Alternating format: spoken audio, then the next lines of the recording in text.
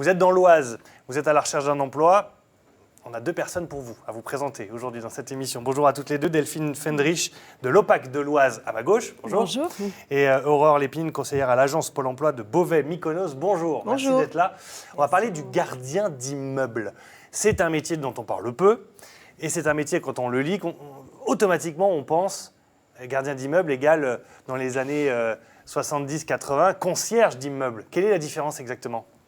Alors, en effet, le métier a beaucoup évolué ces dernières années.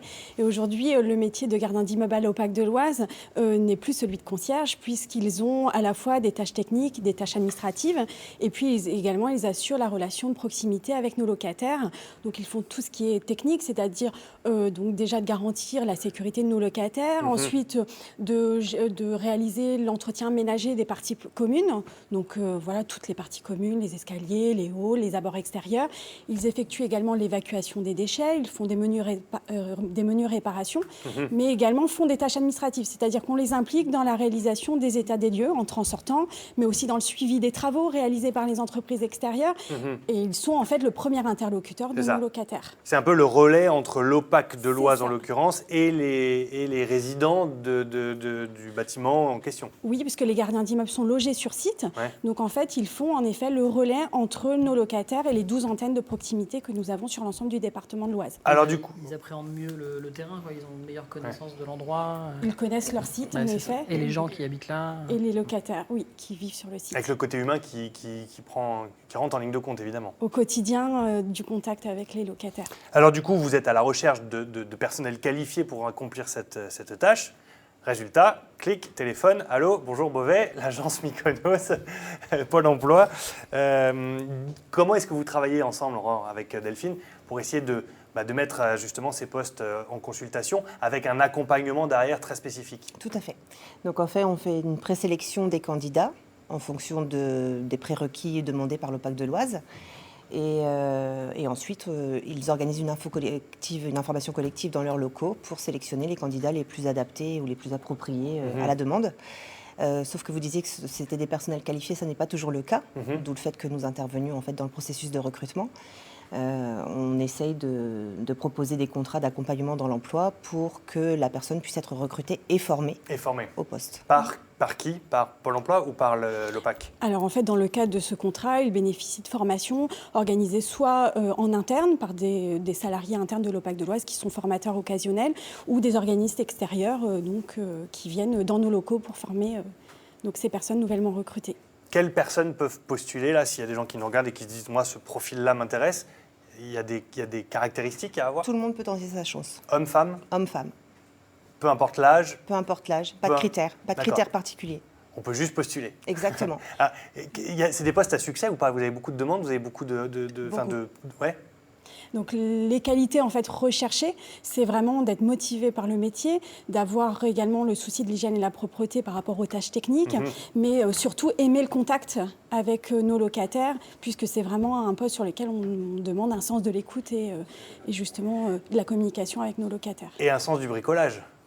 Également pour les menus réparations, en effet. En ce moment, vous avez combien de postes justement qui sont officiellement gardiens d'immeubles ? Alors, ce sont des postes à des départs en retraite qu'il faut remplacer, donc ce sont des CDI ? Alors, en effet, on a 5 postes à pourvoir sur tout le département de l'Oise et donc on propose des contrats d'accompagnement à l'emploi pour permettre à des personnes qui débutent dans le métier de pouvoir justement commencer à exercer et puis bénéficier de formation dans le but justement ensuite d'être embauché dans le cadre de contrats en CDI.